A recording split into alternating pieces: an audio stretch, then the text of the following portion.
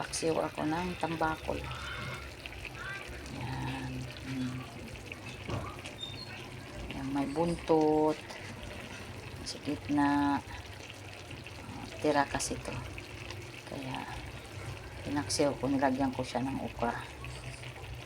Sibuyas, bawang, luya, siling haba, paminta, suka, tubig, asin, bitsin. Yan lang ang aking paksiw.